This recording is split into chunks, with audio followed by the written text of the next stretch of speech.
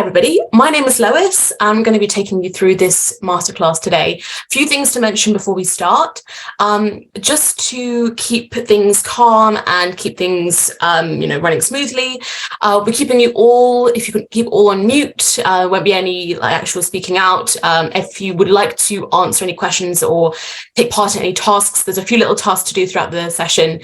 Please just put your answers in the chat so I can have a look through and read a few out instead of speaking out loud, because there's too many of you to do that.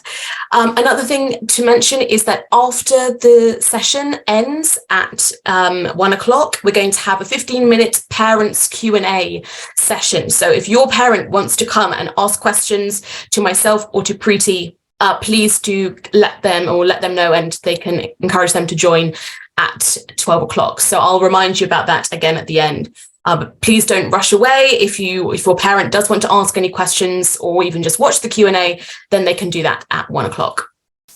So let's make a start. So as I said, my name is Lois and I'm a English tutor for Pi Academy. So I've been working with lots and lots of students over the years. And what I'm going to be doing today is talking through for you some of the key things to remember when you're doing your creative writing. I'm trying to make this as broad as possible, but there will obviously be elements that are more relevant to certain types of writing, but hopefully it will be useful for you regardless. So let me just click through here. This is our plan for today. We've got a lot to cover. So there will be a few points where I will have a little task for you guys to complete, but a lot of it is going to be me talking. So please do feel free to take notes.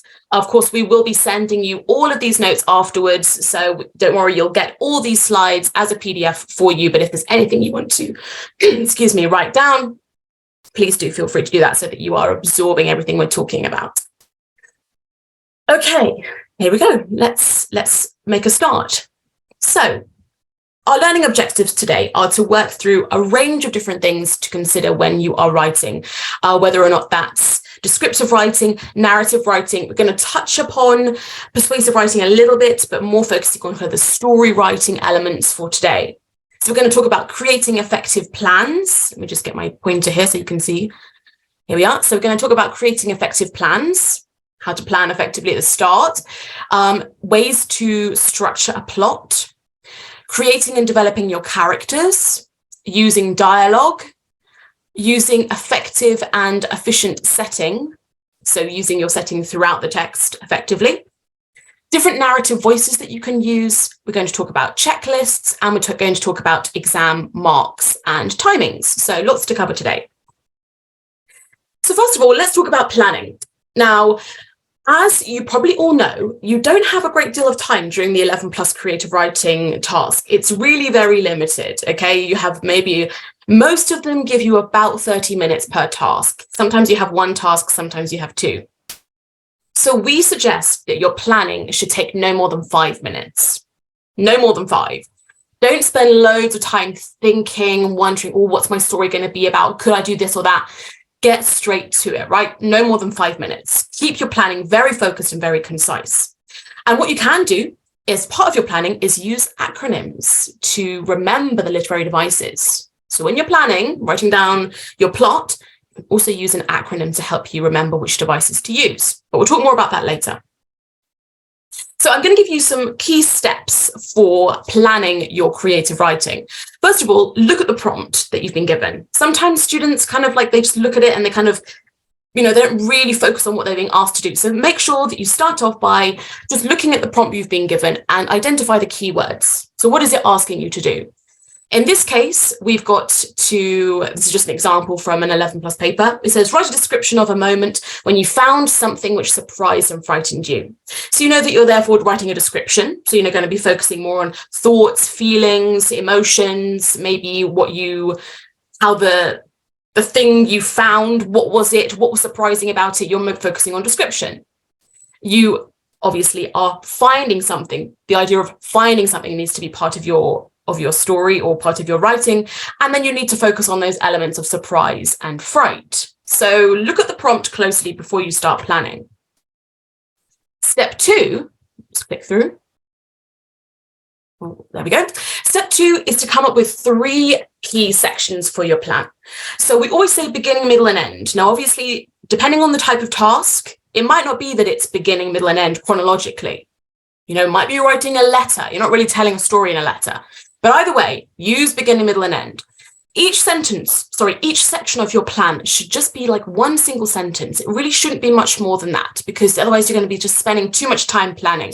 If you're starting to write while you're in your plan, that's time that you can be spending actually in the writing section, right? So just keep it focused on one key sentence for each beginning. So I've given you some different examples of how this can apply for different types of writing. So for descriptive writing, you might be focusing on 3 elements of the scene that you're describing. Maybe if it's a beach scene, you start by describing a wide focus of the whole, of the horizon. Then paragraph 2 could focus in on the sea and the creatures within it. And then paragraph 3 could maybe focus on one small creature that's in the shallows or something like that. So you're focusing, zooming in slowly, 1, 2, 3. Just an example there. For narrative writing, you will have an opening where you introduce your character, introduce what's going on, then a dilemma, and then a solution. 3 elements. For persuasive writing, this might be you start off after you've done your introduction, you bring in a counter argument, then you do your first point, then you do your second point. So keep 3 in your mind. 3 main sections should always be the way you plan, because that's going to keep it really nice and straightforward and easy to follow. Oh, there we go. Now, step 3 of planning, once you've got your beginning, middle, and end written down, you can identify the techniques that you're going to include in each section. Now, of course, this is going to vary depending on the type of task, but for descriptive and narrative writing, this could include techniques like metaphors, personification, onomatopoeia, simile. So maybe in your beginning section, you write, okay, include 2 metaphors and the sense of sight. And then in your middle section, you write, okay, you can use personification, rule of 3, rhetorical question. Third section, in your ending, you're going to include maybe the sense of smell, maybe you're going to include an onomatopoeia and a simile. So you can write down what techniques you're going to use, because then you know exactly what you're going to do. You've already made that decision, so it just makes it easier when you actually come to write. For persuasive writing, you can do the same thing. You can include the techniques that are going to go in each section so that you know before you even start writing what's going to be included. So that was step 1, step 2, step 3. Step 4 is to write down an appropriate acronym that will help you to remember the techniques to enhance your writing. Now, we've got different ones for this. For descriptive and narrative writing, you can use 3 repairs. And I do have details of what these all stand for in the later slides, so don't worry. I'm not going to go through them now, but they will be on the slides for you. And persuasive writing, we've got the forest. So 2 acronyms, each letter stands for a different technique. So you can write these down in part of your planning to remind yourself all the techniques to use. So that is planning. Now I'm going to talk briefly through, we're going to focus a little bit more on narrative writing and some elements of descriptive writing for the next little section, because this is, I think, the area of story writing, creative writing that students tend to be a bit unsure of. That's what we're going to focus on for the next few slides. So let's talk about plot structures. Now, this is something that I think students sometimes overthink, because remember that you, as I said before, you really don't have very much time in an 11+ creative writing test. You've literally got 30 minutes, that's it. So you're not writing a novel, okay? You're not writing a long story with chapters or anything like that. It's got to be short and it's got to be concise. So focus on one thing happening, one main event and one main character. Don't bring in too many characters, it will just complicate things. So all your plot structures should basically follow this exact pattern. This should be the exact way that you can do it for any type of narrative. Start off with your opening or your exposition. This is where you set the scene, you introduce your character, and most importantly, you give them a goal. Okay, you give them a goal, something that they want. And I'm going to talk about this more in a second. You give them a goal. Then in your dilemma, your obstacle section, this is the obstacle. You introduce an obstacle that is blocking your character from achieving their goal. So at the start, maybe they really want to go to a particular event. Maybe they really want to be something. Maybe they really want to solve a particular problem. Maybe they really want to find something. That's the thing that they want. And you can show that at the start of your writing. Then introduce the problem. Why can't they actually get to that thing? Why can't they achieve it? What problem has occurred to stop them from achieving their goal? And then at the end, which is calling the solution or the ending. This is where you identify a way that they are going to either remove the obstacle or find a way around it. Or, of course, sometimes you're asked to write the opening of a story. You don't necessarily have to conclude it. You could leave it on a note of suspense. Don't feel that you have to conclude it in a perfectly neat knot. You don't have that much time to do that. So if needs be, you can focus on a note of suspense at the end. But always keep this plot structure in mind. What does my character want? What's my character's goal? What's the obstacle? And then how are they going to find their way around it? And as I said before, don't rush or overdo your plots, because you really don't have time to do a lot of plotting. If there's too many things as well, too many things happening, your actual descriptions are going to get lost. Sometimes I read students writing where it's just like one thing happening, bam, bam, bam, bam, bam, after the other. And it's not really a story anymore. It's just like a list of events. So make sure that you, by having only a few things happen, one key event, keep your writing focused on describing how does your character feel during that event? What can they see? What's around them as things are happening? So this is a quick example. As you can see at the bottom here, I'm going to see the bit in bold, that I'm talking about the sentence written in bold there. I'm going to just read you this example here. This is an example of how well to tell a story, right? How to do it effectively, focusing on description. So it says in the bold there, as they walked through the forest, a tree fell and nearly crushed them. That was close, thought Claudia. Then they sat down to scrutinize the map. Now, what you can see here is that I could just say, as they walked through the forest, the tree fell. Then they walked on. Then that would still be telling the story, because that would still be showing, okay, they survived, whatever. But I'm not. I'm adding in detail. I'm adding in Claudia's thoughts. I'm adding in interesting vocabulary like scrutinize. I'm starting to focus more on my descriptions rather than just simply one event after another. So make sure you take your time with the descriptions. Don't rush to get through your plot. All right, so we talked about plot, talked about keeping it focused, particularly on description. Don't have too many things happening. And just in the same way, you don't want to have too many things happening. You want to have one goal and one obstacle. You want to also have one character, one core character, okay? And you probably are not going to have a lot of time to write a character that is really, really fleshed out, because it's not that long, So you might struggle to write a character that really, really is completely described in every element. Of course, you're not going to have time to do that. So instead, just focus on making one character interesting in what they say and what they do. And don't worry about other characters. If they are there, then they're there just on the outskirts. They're not really central to the story. So focus on creating one character that you can say as much as you can about. Now, it's also important when you're creating your characters to create someone that the reader can sympathize with, they can relate to, because you want the reader to root for the character. So as I said before, you can do this by giving them a goal or a desire and then an obstacle.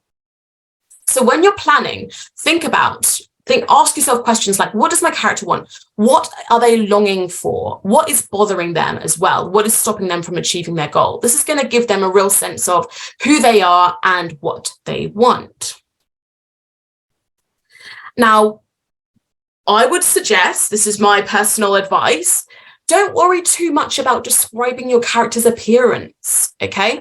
Because appearance is fine, but it doesn't really give us interest in the character. Prioritize their personality.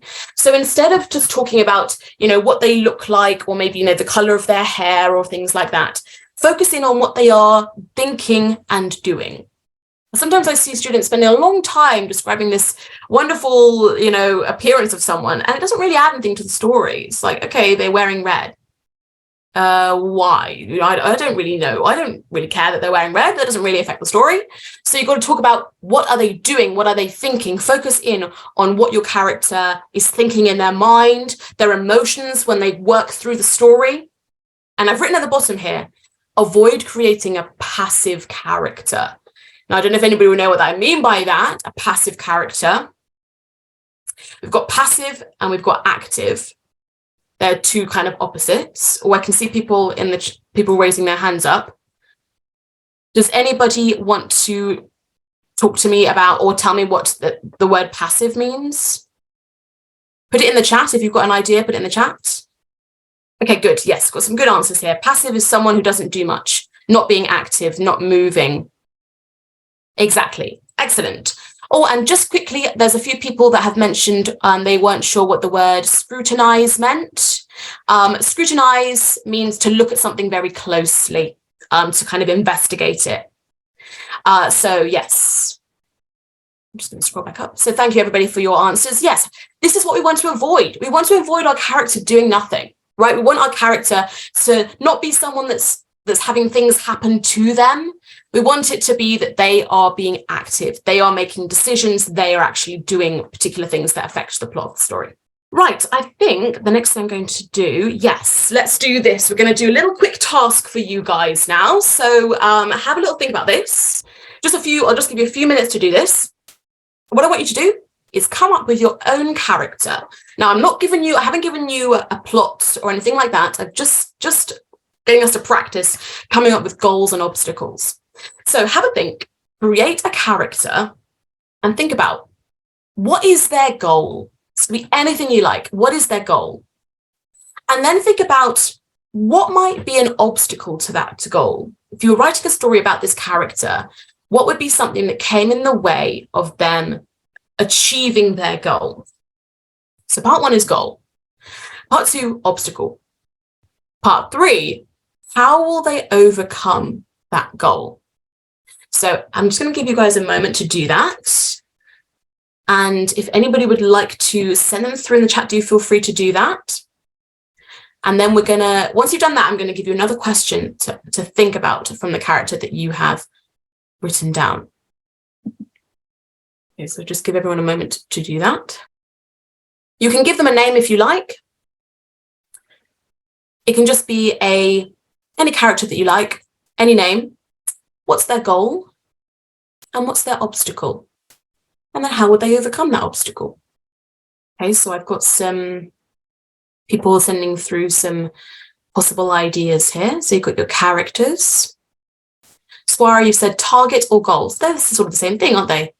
Be something that they want, right? Something they want to achieve. It could be something they want to do, something they want to have, something they want to be, anything you like. But something that isn't perhaps easy.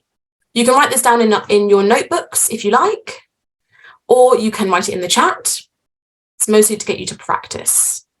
Annabelle said, what is an obstacle to a goal? It just means something that's stopping them from achieving their goal. So for example, let's say that your character's goal was to perform in a concert, but on the night of the concert, it gets cancelled.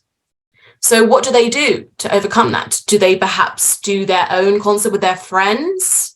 Do they decide to maybe busk on the street? What do they do? Do they try and rearrange the concert? What do they do? That's what I mean. It can be something that was blocking you from achieving your goal. Okay, let's have a look through some of these answers here. I'm going to read out just a couple. So Alex, to become a famous footballer, obstacle, he is not very good at football. Overcome it, practices every day for 5 months. Yes, good. I mean, that would make a nice story. You could describe how he practices, maybe the days when he doesn't do so well and the days when he does succeed. And you could describe in detail how he struggles and how he overcomes. Okay, Aaron, we've got a character called Bob, whose goal is to go on an adventure to find a lost key to get super rich. Obstacle, everyone else in the world wants it. Yes, that's a good obstacle. Resolution, he trains enough and eventually beats everyone. So he works hard. So his goal, his solution is to work hard. Okay, good. Now, obviously, remember, guys, you can also have the characters might not necessarily achieve their goal. Maybe you can think about ways in which they fail. Let's see what else we've got. Nina, character. Her name is Nina. Goal, to collect the stone of peace. Obstacle, other men with mythical beasts are trying to get it. Good, overcoming, meets a person on the way that was related to the person who made the stone. Yeah, that's a nice solution, Nina. Some little twist in the tale that helps you to achieve your goal. Okay, let's just read out one, or I'll just read 2 more. Let's see. Angelina, Shiloh the bunny wants to escape his hut. I love that. But the door is shut, he will bite the door open. That would actually make a lovely story. Yeah, that's a great idea. I love that. Okay, one final one. Let's do one that we've got them together. Okay, Banuka, the character is John. Goal to find a lost treasure in Egypt. The obstacle is that he gets trapped, and then the solution is that he manages to solve a secret puzzle to get out. But he does not find the treasure. That would be an interesting little twist at the end there, if actually they don't achieve their goal. And maybe they have to kind of like learn from that. Okay. All right, great, guys. Thank you so much for everybody that has sent through their plans or their goals and obstacles and how you'll overcome. That's really lovely. Thank you. Okay. So just skip on here. Let's do another little task. Well, we're going to do another little task in just a second. But what I want you to be thinking about, when you guys have all been creating your obstacles and your goals, what you're starting to do is you're starting to show what your character is like, right? You're trying to show some element of their character. So, for example, you're showing that they are brave, or that they are clever, or maybe that they are perhaps a little bit stealthy or a little bit cunning. What you're doing through the solutions is just showing the character sort of developing and becoming something new. But another great way of creating interesting characters is to use show, don't tell. And I'm sure you've all come across this before. I'm sure this is a very familiar thing to you all. And I've got a little quote here that will help you to remember what this means. So this is by a writer who said this: "Don't tell me the moon is shining. Show me the glint of light on broken glass." So what Anton Chekhov there is saying, don't just say the moon is shining. Tell me, show me the light. Show me that little sliver of light on the broken glass that shows that the moon is shining beautifully on the glass. So here's a few examples. This is something that you must be using in your creative writing to make it interesting for your examiner. So here's an example of how we can transform something that is tell into something show. So tell: Alice cried as she watched her mother leave. Quite boring. Nothing much going on there. Here's show: Alice sunk to the ground. How? How could she just leave? The tears streamed down her face, but she hardly noticed them. Her eyes were focused on the door, waiting. Please, please, just open. So now in the second version, we can see Alice's distress, right? We can basically feel her despair. We can hear her thoughts. And that is how you're showing that Alice is upset. You can show that she's really attached to her mother. So you're developing your character here by showing that Alice wants her mother to be there. There's a closeness between them that Alice is desperately sad about. Here's another example. Here's a tell: something was burning. They tried to open the window, but it was stuck. Quite boring. Show: smoke poured from the oven, and the acrid scent of burnt meatloaf filled my nostrils. I tried to open the window, but years of caked-on paint had made it impossible to budge. So you can see in that second one that it's not just the fact that something is burning, it's the smell of it. I'm being shown that something is burning from the smoke and the smell. And then I've been shown why the window is hard to open, and I can get a sense of how old it is and the condition that it's in through the description that I've been given there. So show and don't tell, really, really effective ways to create interesting descriptions. So just before we move on to our next topic, I'm going to give you just a few minutes. Oh, hold on a second. Oh, we're back on the wrong slide. Just do that again. There we are. I'm going to give you guys a few minutes just to practice this. I put it back onto page 1 for the show and not tell. And I would like you guys to give this a try yourselves. So I've got the tell sentence there. Alice cried as she watched her mother leave. And I would like you to turn that into a show. Maybe you can use simile. Maybe you could use the 5 senses to show Alice's sense of sadness. Maybe you could use metaphor, personification. Maybe you could use hyperbole. Let's see what you guys can come up with. And I'll read a few out once they start coming through. Adam, what does acrid mean? Acrid means like very sour and bitter. Okay, so I'm just going to give everyone a bit of time Alice howled, this one from Bella. Alice howled like a wolf at the full moon. Yeah, that's a nice simile. Why would she leave? Okay, don't put all those whys. You don't need lots and lots of whys. Remember, just one would be fine. And then maybe some question marks there.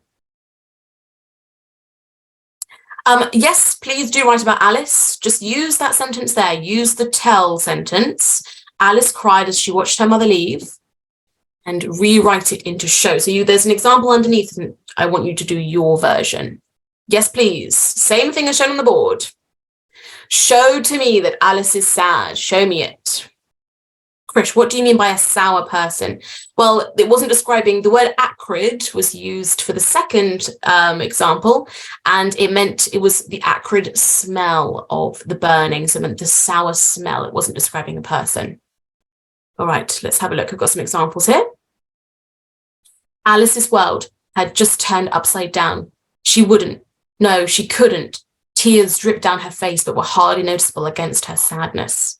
That's a great one there from Aradia. That's really lovely. Noah, Alice fell to the floor with tears bawling out of her eyes. She felt as if the world was crumbling. For what felt like a lifetime, she stared out the window, smudging her face to it. Yeah, good.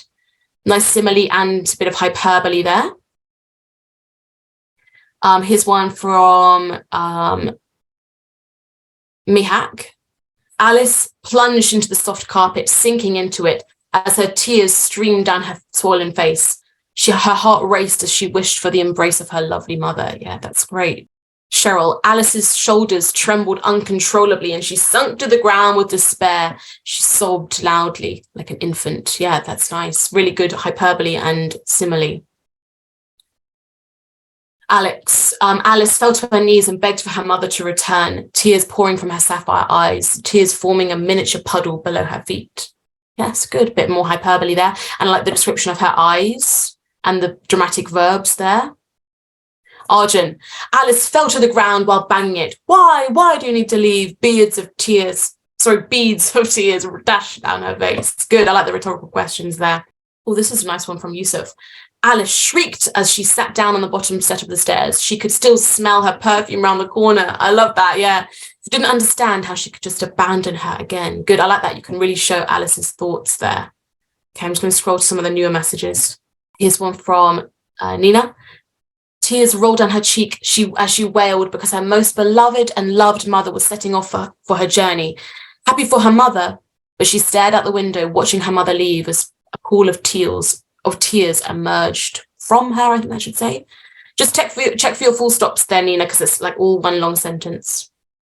Kirathesh, Alice collapsed to the ground like a broken window. Yeah, nice simile. She eventually gave up to her tears. She barely noticed it though, : good.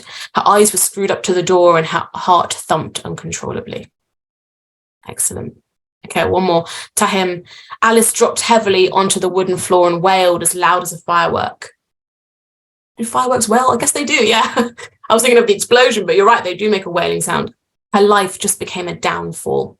Alice burst out into tears and seized the carpet while shouting, "Why, mother, just why?" Priya, thousands of tiny translucent slivers poured from Alice's eyes. Her heart was shattered by this blindingly sharp arrow. Her mother, leaving, how could this be possible? Her legs buckled like a falling mountain as she sunk into the ground, succumbing to her nightmares that had become true. Her life, as she knew it, was over.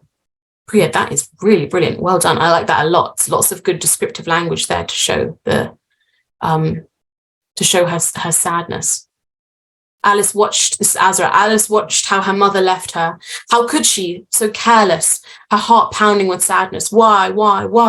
Her eyes were swollen. She kept on hitting her head violently.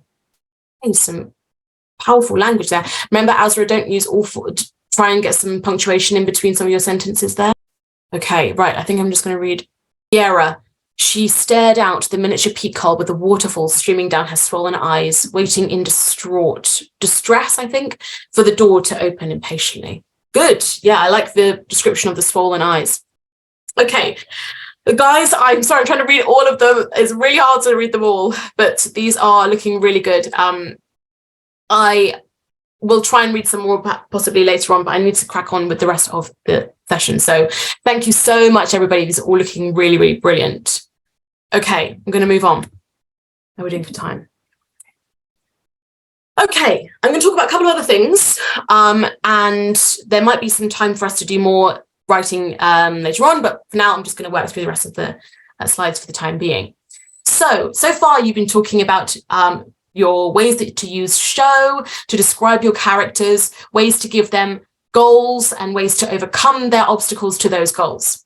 Now let's talk about dialogue. This is something that students sometimes use too much of, in my opinion. Now, remember, I'm going to keep restating this. You don't have that much time in the 11+ exam to write a fully fledged story. So you have to use your dialogue minimally. Okay, just use it when necessary. Because sometimes if we write too much, we have too much dialogue, it can seem like a play script, right? Which is not what we want. So instead of writing lots and lots of speech and having just, I said this, she said that, try and add some more interesting details. So I've got some examples here. So I said could become I mumbled, my mind racing at 100 miles an hour. Or she said could become she shouted, her face growing red with anger. So instead of just having the dialogue just for the plot, see if you can add interesting descriptions that show us the emotions of the person that's speaking and the way that they speak, as well as what they say as well. Now, this is something I want you guys to, actually, I have something else first. I wanted to remind you of something, but I'll do that in a second. Here's some other examples of effective dialogue, just to show you. But, wailed Max, wringing his hands in despair, you told me you were going to give me that game for my birthday. So we can see that the actual speech shows his anger, and it's split up effectively with the comma to show his distress. And we've got the descriptions of his actions, wringing his hands in despair as well. So it adds to Max's emotions. Here's the next one. Wait, Angela hissed. No, wait, Angela hissed, dropping quickly to the ground and dashing behind a bush. Someone's coming.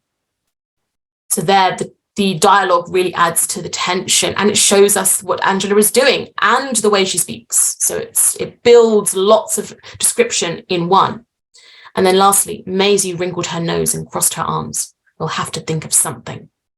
So you can see Maisie's determination in her actions as well as what she says. So make sure every time you're adding dialogue, there's some kind of description alongside it. This is what I want to remind you guys of, because I see students doing this incorrectly all the time, and I'm going to remind you of it now.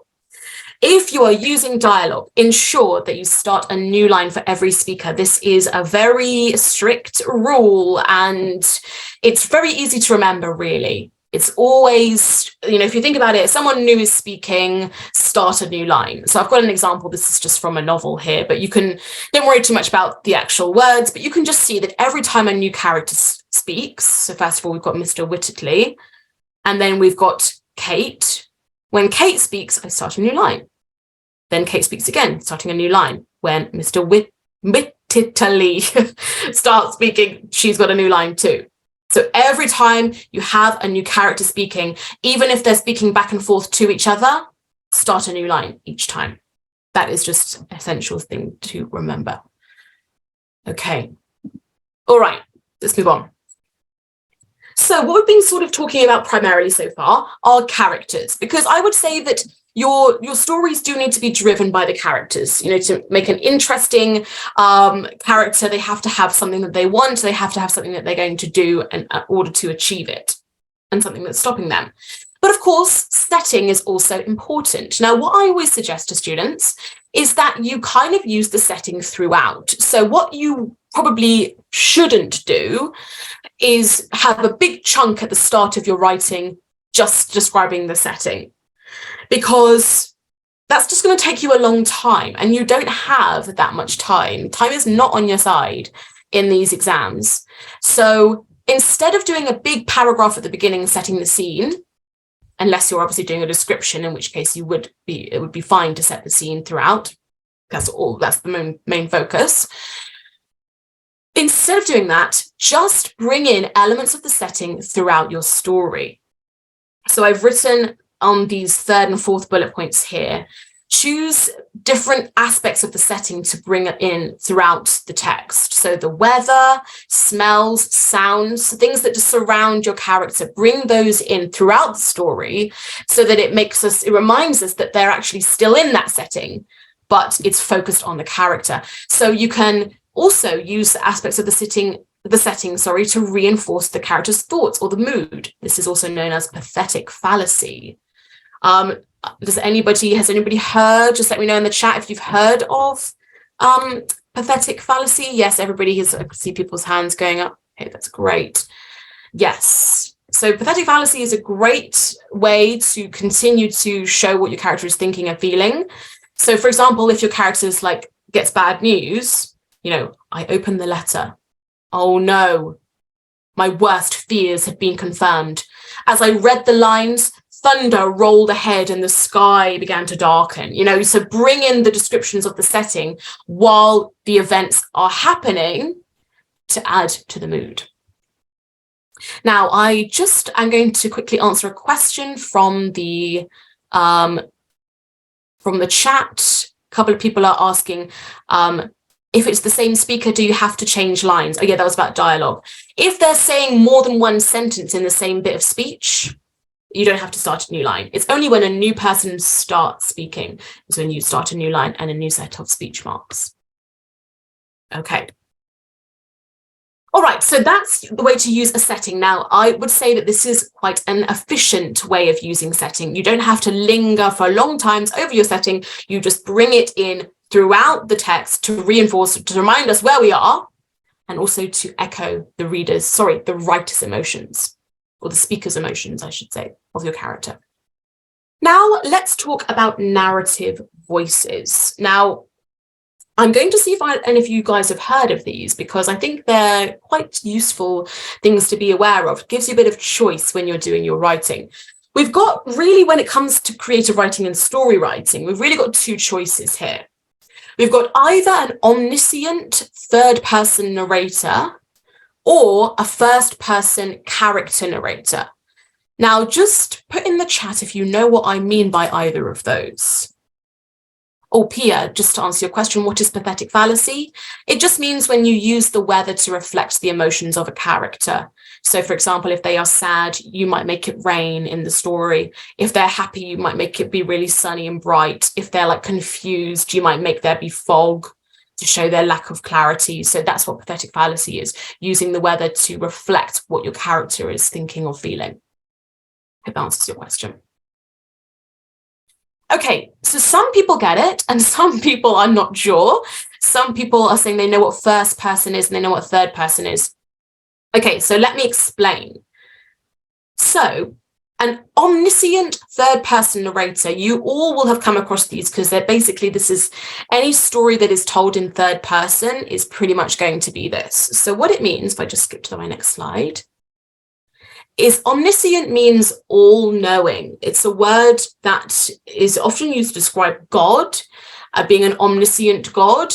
That means that they know everything, right? So to be omniscient means that you know everything, you're all-knowing. So when you use an omniscient narrator, that just means that your narrator knows everything about the setting, right? They know everything about the characters, they know everything about the story, they even know how it ends, right? But they're telling you the story as if it's already happened. They know everything. So as you can see in the orange, this narrator, they know everything about the events and they know everything about the characters of the world and the story. So they usually also, they know more than the characters do. So your main character might be kind of walking along, not knowing what lies ahead, but the narrator does. So you can kind of maybe drop hints, to your reader about what's going to happen next. You can create more tension as you explain or as you kind of use elements of your description to create maybe a sense of foreboding that something bad is going to happen because you know it. You're the narrator, you know everything, but your characters do not. And for third person pronouns, you're obviously going to use they, he, she to describe what happened. Now, I think I've got an example on my next slide. Yes, I have. So here's an example of how you might use omniscient narrators. And I should say, you can really use either. It's up to you. I'm just giving you some options for different ways of telling your stories, what you think will work best for your writing. So here's an example of using an omniscient third-person narrator effectively. So I've said this. Scrambling up the mountain, Mary panted desperately. Her heart beat heavily in her chest, and hot sweat poured down her back. Unbeknownst to her, what she was looking for was only a few short meters away, just hidden by the rocky peak. Okay, now what is it about that description there? Can anyone tell me what is it about that shows that as the narrator, I know more than Mary does? Can anyone tell me what it is in the text that shows us that I know more as the narrator? Unbeknownst means like unknown, so she didn't know. And that is actually the key part, yes. And Mihak, you've said we must not mix the two styles. Exactly. You have to choose one or the other. These are different options for your writing tasks. Mary is trying to find something, but the narrator knows exactly. What she's looking for was only a few meters away. We know what she wants and where it is. Exactly. So that's what you can do. You know, you can like create a bit of tension because you are kind of nodding to the reader like wink, wink, I know what's going on, but Mary doesn't. So it creates an interesting dynamic between the narrator and the characters. That's one option. You could tell your story in third person and, you know, maybe say to the reader at different points that you kind of know things that are going to happen and the characters don't. An interesting thing I've seen some people do is to kind of like say what happens at the end at the start and then kind of flash back to the beginning of the events, you know, before it ended. So there's another way you can do an omniscient narrator. Okay, so that's omniscient third person narrator. Now our other, oh, hang on a second. I'm just deciding if I have time. Okay, I might come back and give you a task on this depending on time, if we have time. So first person narrator, actually, let me just skip back because I want to see if anyone can tell me what the difference would be. What's the difference between the omniscient third person narrator and a first person character narrator? Can anyone tell me? Okay, good. A lot of you are getting these correct. Yes, first person, you are in the character's point of view, exactly. Oh, now Seisha, could pathetic fallacy be in someone's eyes or do it has to be in the weather? No, it has to be the weather. That's the point of pathetic fallacy. It has to be the description of the weather. That's the whole point of it, yes. So it's using the surroundings, the nature to reflect the character's feelings. And let's see here. Okay, some people have got this correct. First person doesn't know the future, yes. The character doesn't know. Omniscient knows, but the character doesn't. The character is narrating the story. The character does not know what's happening. That's exactly it, yes. Those of you that have said something along those lines. For a first-person character narrator, they are in the story, right? They are like witnessing it as you do. So they don't know what's happening, just in the same way that you don't know. Let's see if any other people have said any other things. First person does not know what's next. Third person narrator would know everything, wouldn't have experienced the events, whereas the first person narrator would have, doesn't. Yes, that's true. Well done. Okay, so let's do an example. Actually, I'll show you my definition first as well. So yeah, one of the reasons I would say that first person narratives are effective is because you can show the inner thoughts and feelings of the character, right? You can sort of do that with third person, but it's not quite as effective. You know, by saying Mary felt stressed, that's fine, but it's kind of distant from the character. If you say, I was overwhelmed with stress, I couldn't believe the amount of stress I was experiencing. What was I going to do? Where was I going to rest? By using I, it makes it feel much more personal. So it can be effective because it shows you inner thoughts and feelings. But as you've all pointed out, as their view of the world is limited, the reader's view is also going to be limited because we are reading through their eyes. So the events are going to unfold for the narrator at the same time as the reader. So we feel like we're going along with them. Now, somebody has put a question as saying which one is more effective. I can't remember quite who it was. They are both effective in their own ways. You could choose either of these and they would work. I would say that there are for narratives, you can use either. They'll be it'll work just as effectively in both. That's not going to be a problem. I would say that for a description, third person might be better because it allows you to be like as if you're a bird, right? You're looking down at a scene and you can see everything. From a first person character, you might not be able to see everything. So third person might be better for a description, but either would work for a narrative. So you can really choose, but just make sure that you know why it's effective and then make the most of that, right? There's no point doing a first person narrative if you don't actually include any interesting thoughts or feelings. And there's no point doing third person if you don't make the most of the fact that you know more than the characters. So try and make the most of the choice that you make. Okay, I am realizing I don't have a great deal of time, but so I'm just going to whiz on to the next point here. I've just got a little example of using first-person character narrator. Here's an example, the exact same story as before, but this time it's from first person. So scrambling up the hill, I felt my legs burn with the strain. Sweat was beading on my forehead, sticking uncomfortably to my hair. How much longer would I have to climb?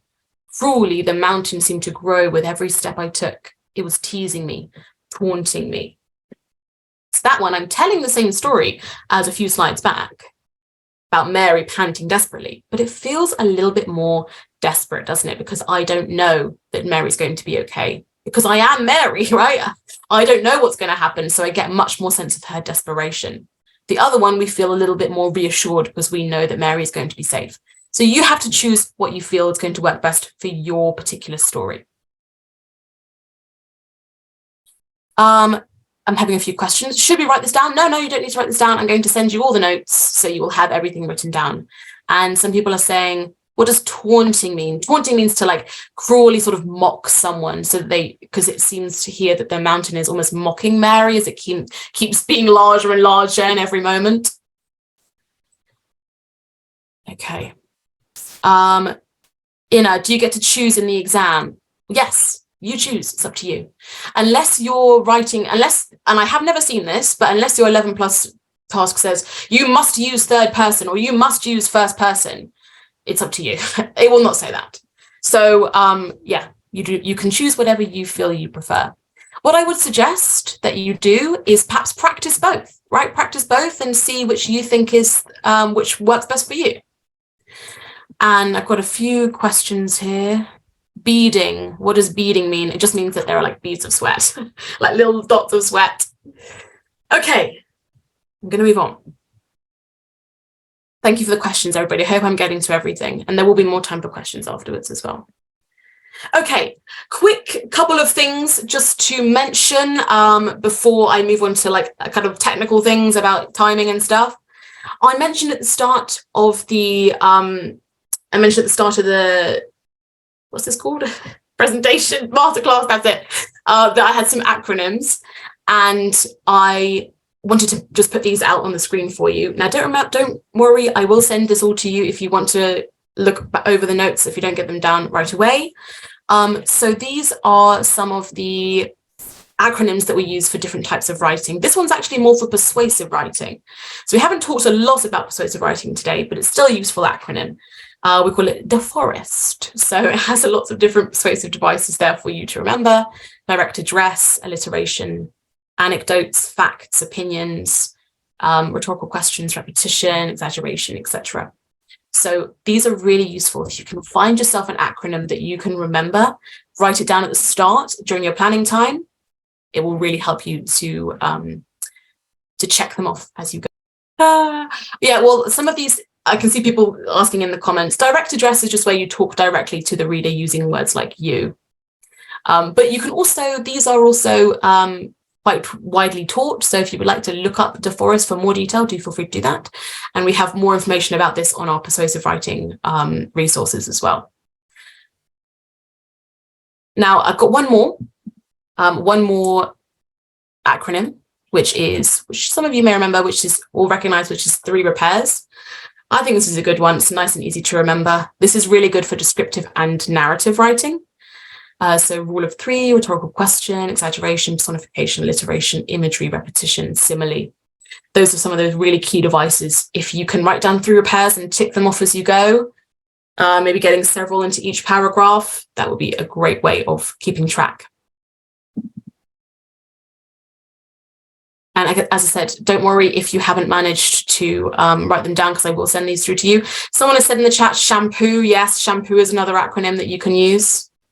Rule of 3 is when you have 3 adjectives in a row. You know, the forest was dark, gloomy, and dingy. So it's 3 in a row. It can be really effective, a list of 3. Okay, I'm going to just move on, just because I've got a couple of last things to get through. We do have, and I want you guys all to try and do this when you're practicing, we have lots of creative writing checklists that you are going to be able to access after this masterclass. So I will just quickly show you an example of one. Just give me a second to switch over here.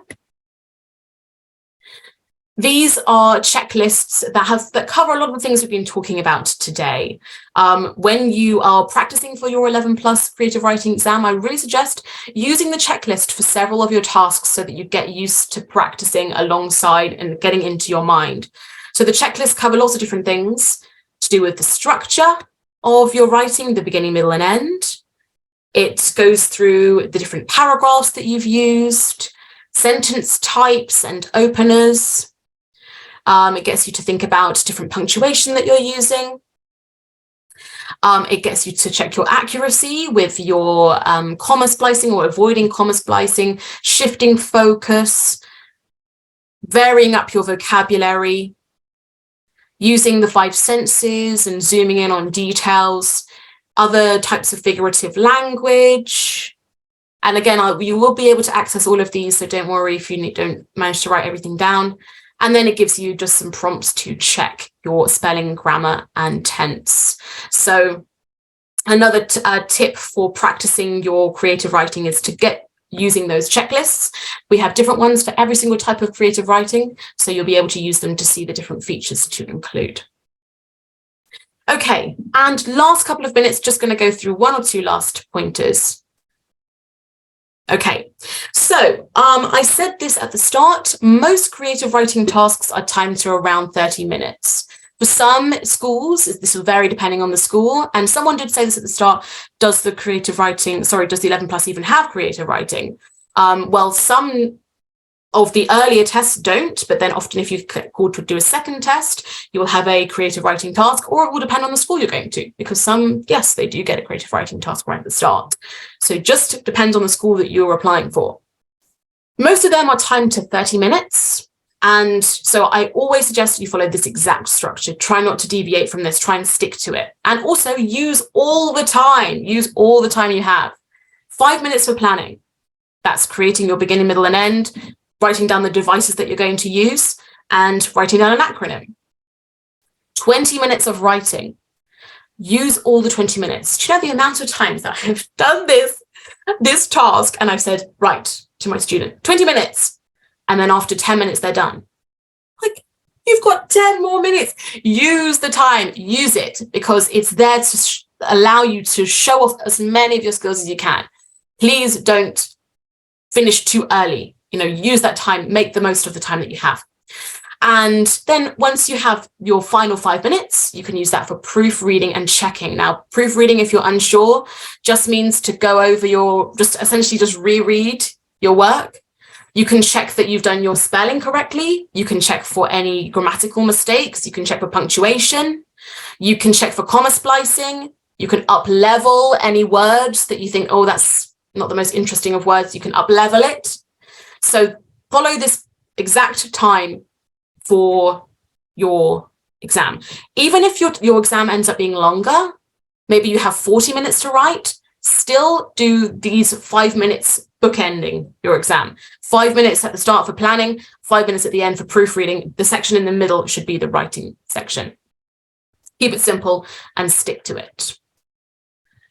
Okay, and almost there, what was the last point I'm going to make before we move on to the Q&A. Typically for exam marking, and this obviously does vary, of course, creative writing tasks, they're usually marked out of 20 or 25. I've seen variations on that.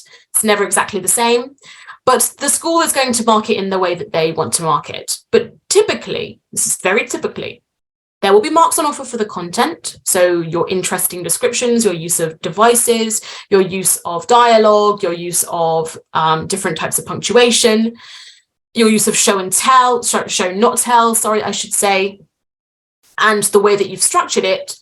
But also there will be marks on offer for accuracy, which means, you know, have you spelt correctly? Have you used punctuation correctly? Have you used capital letters correctly? I know these things seem straightforward, but sometimes I often see students missing out on marks because they've forgotten about capital letters, something as simple as that.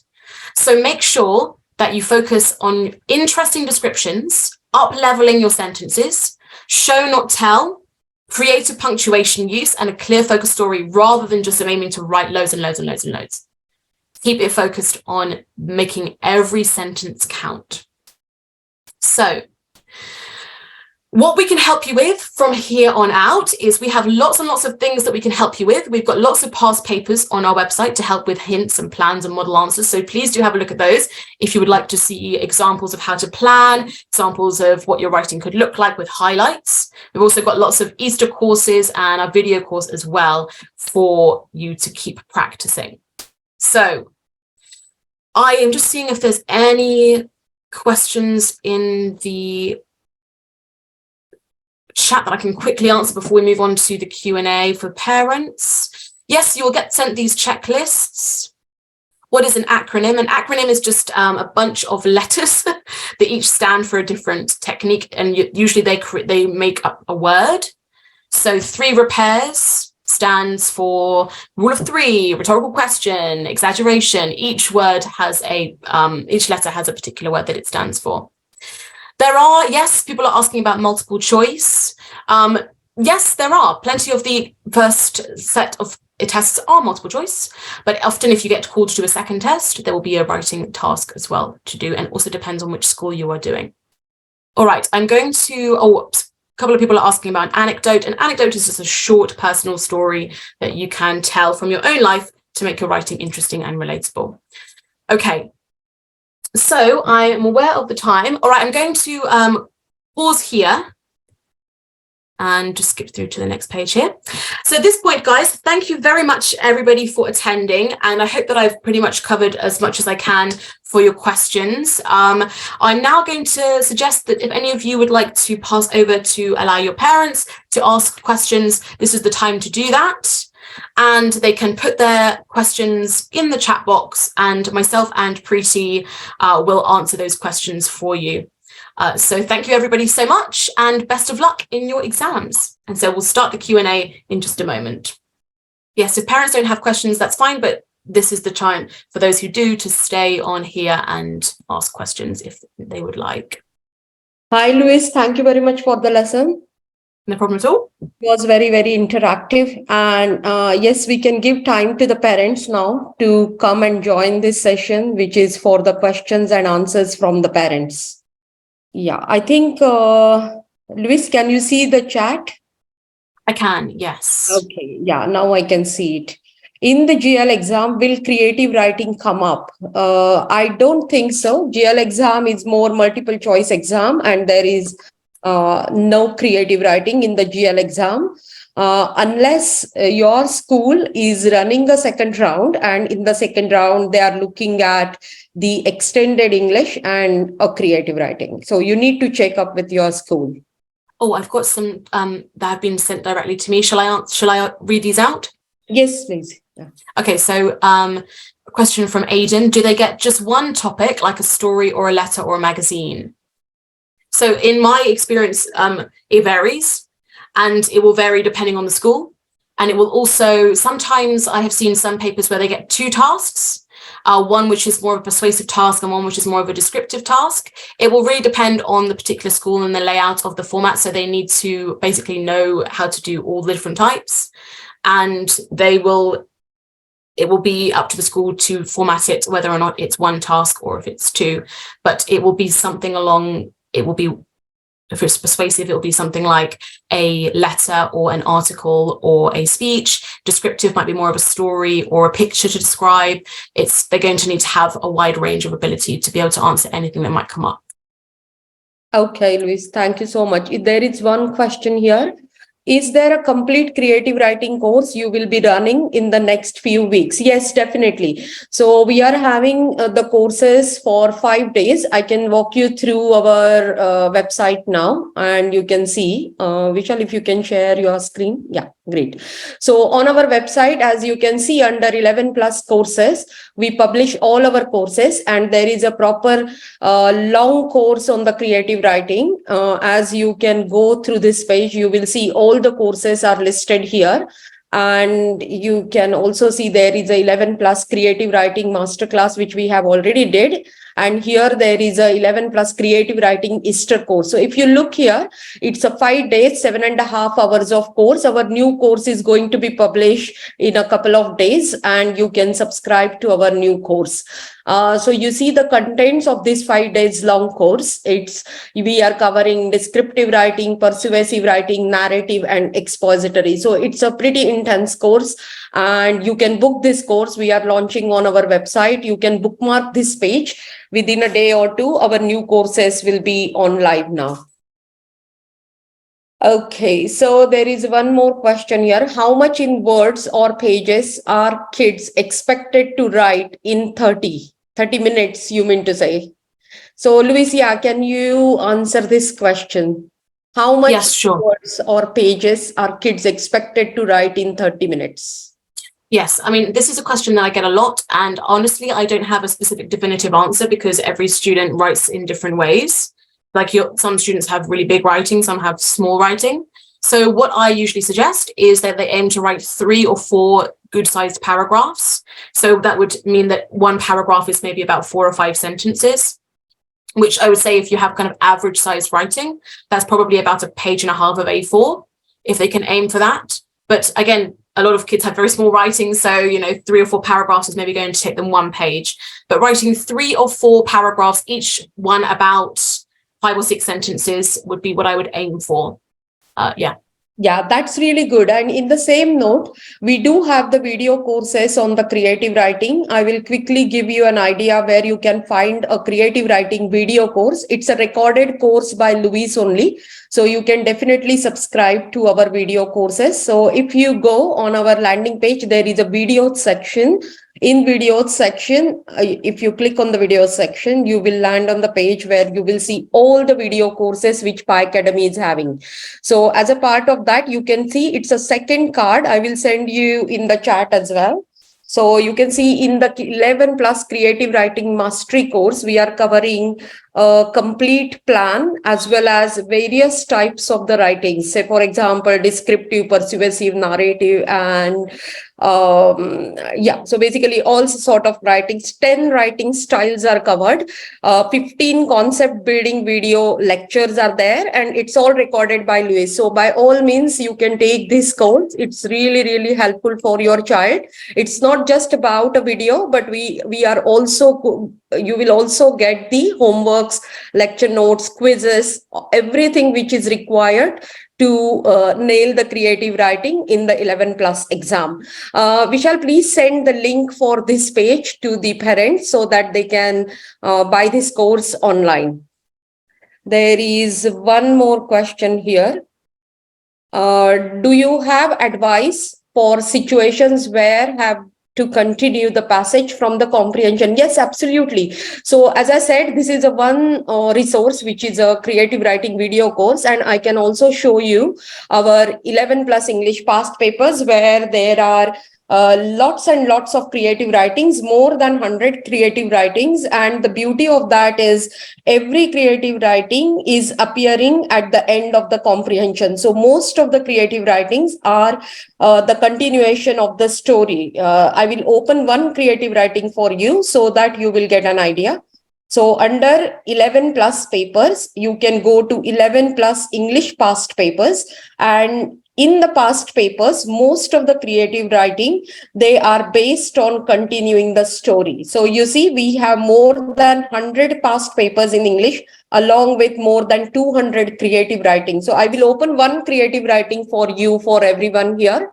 So if you go to the question paper, I will show you how these writings are structured. So this is a comprehension followed with the questions, as you can see here. And the section B is having the continuation of the stories, that sort of creative writing. Yeah. So continue the story from the point at which it ends. You see here, there are 20 marks. So on this web page, we will send you the link in the Zoom chat as well as in the email. You can go through the continuation of the story, and we have written down the full answer for this section. I can show you where you can find those answers. So on the answer tab, as you can see on our website, we have written down the full length answer, which we call it as a model answer. And there was a question from the parent where the parent was asking how much my child should be writing. This is the exact resource which you can follow. And here you go. You can see there is a writing plan, which is very, very concise. If you look carefully, it's no longer than 10 lines. And when you clicked on the detailed writing piece, this is nothing but the continuation of the story. And you see the length of the answer is pretty short, so that it's, the child has to consider the time allocated to finish the task. And based on that, the child is supposed to write the answers. Yeah. So to end the question, yes, there is a continuation of the story always there in some 11 plus exam, especially for 11 plus independent school exam. And in some cases, the grammar schools are running the second round. And as a part of the second round, there is a creative writing. I hope this is helpful. So 2 important resources from our website, 11 plus English past papers. There is a question from Vani. How often are children told the time left in the exam? I don't think so anybody tells the time left in the exam, but again, it depends upon the school and their admission procedure. There is a question from Adam. What is the rule of 3? Luis, maybe you can help. Oh, yeah, sure. Yes, actually, a lot of students did ask this. It's a technique for structuring a sentence. It just means that you put 3 elements one after the other. It could be that you do 3 adjectives. I think I used the example in the masterclass. The night was dark, dingy, and gloomy. So you're using like 3 descriptions in a row. It could also be 3 points in a row. It's just 3 elements of the sentence, one by one, just to emphasize a point. That's what the rule of 3 is, sometimes known as a trick. Yeah, sorry, I think somebody kept on me on mute. Yeah, thank you so much, Luis. Yeah, I will continue again. Okay. So Nathan, he's having a question. My year 5 son will sit the CEM exam this September. Will it be too late to join the courses? No, not at all. In fact, this is the right time. You can join any course at any point of time. And this is the best time you should start the courses for your child. How much is the course? Well, it varies. I will show you where you can find the courses. On our website, there is a particular tab, which is 11 plus courses. So I will open that tab for you. Yeah, so here you can see all the courses are listed. Everything is at a different price. We have the lessons which are starting from £10 an hour, which is a best course. It happens on the weekends. Likewise, every course is having a different pricing, different timings, different days. So you can have a look at our courses page, and you can maybe bookmark it and visit it as and when necessary. Will the teacher mark the writing work? Unfortunately, no, we are not marking any students' work. However, if you need the marking to be done, we do have a separate service and we do charge for that. You can WhatsApp me and I will let you know. Angelina, there is a question from her. If I only have 7 minutes to plan, write and read, then how do I spread my time? I think, Luis, this is, you can answer this more precisely. Yeah, sure. I mean, this is like, there's only a few specific papers that do this, where they have this very short, sort of writing. It's kind of similar, I guess, to the CSSE continuous writing section at the end, which is usually where you have to write maybe 6 sentences or something like that. I would suggest that if it's as short as this, just spend around 1 minute having a quick think about what you're going to write, and then spend 5 minutes writing. take 1 minute perhaps per sentence, because these are very short, and then give yourself another minute at the end to just check through and read it through. With a tiny short thing like that, you really don't have that much time. You can't spend a lot of time thinking. So I would suggest just a minute or so to think, then get writing and make the use of that time. Great, Louise. Thank you so much. There is a question from Rian. Hello, what is the best to choose between the option given in the exam? Continue the story or write a diary writing or something else to score more marks? It all depends upon your child, whatever he is comfortable with. He can choose that particular topic or a question to continue the creative writing task. What I would like to suggest, whatever the task your child is suggesting, you need to ensure that the child is following the checklist. So what does that mean? I will quickly show you on our website. When we clicked the answer part under the 11 plus English past papers. Yeah. So on here, there is a jump to the creative writing on the right, where you can see all sort of creative writings. You need to first tell your child that the child is following the checklist. Say, for example, the child is writing a proper plan and the child is utilizing the given time in such a way that there is a proper beginning, middle, and end. What the child had specified in the plan is followed in the creative writing. I will also show you one of our checklist of the creative writing, which is present in our creative writing subscription. On our 11 plus paper, we do have 11 plus creative writing, which is a dedicated pack. This is purely for the creative writing. In here, we are having lots of checklists. You can check what sort of checklist we are providing in our subscription, because what is important is that your child is completely aware that he needs to follow the checklist in order to achieve the full marks. So here you go. You can see in this checklist, there is a proper structure in this checklist. There is a proper plan. There are a lot of pointers which are mentioned in this checklist, which your child should not forget to follow it in the exam. It doesn't matter whether the child is selecting a continuation of a story or a diary entry or whatever it is. The most important thing is, in order to gain the full marks, the child must use to the checklist. So I will quickly show you this checklist, which is also available in our subscription.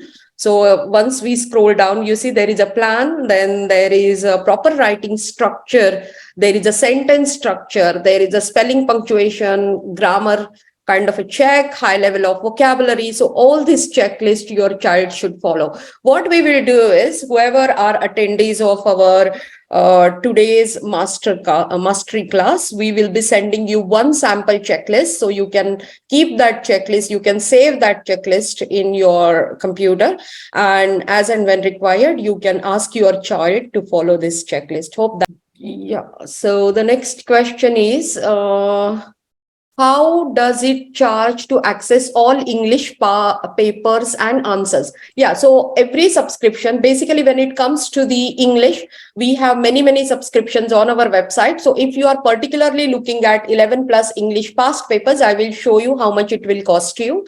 So I will click this page. You can check, we have more than 100 papers on our website, and it will cost you £69. So we have 100 papers, 200 creative writings, 108 papers, I think. Yeah, 108 papers and more than 200 creative writing. You can click on subscribe now, and the entire pack will be available online. So you can buy online.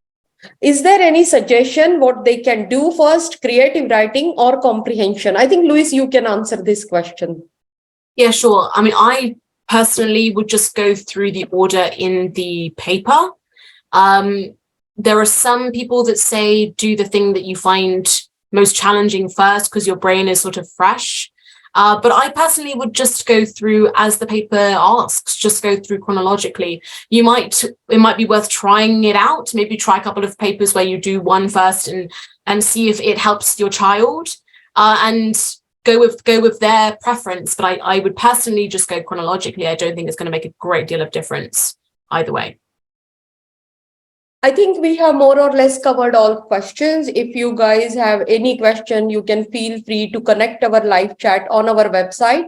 And just to conclude the today's session, I hope everybody liked the session. And three products which I can strongly recommend: 11 plus English past papers, 11 plus creative writings, and 11 plus creative writing video course. So all these three resources will be extremely helpful to you. And I hope this session is providing you more information and more exam tips, which are very essential for your child to nail this exam. I wish very, very good luck to all the parents. And thank you, Luis. Thank you so much for taking this class. Thanks a lot. Thank you, everybody. Bye-bye. Bye.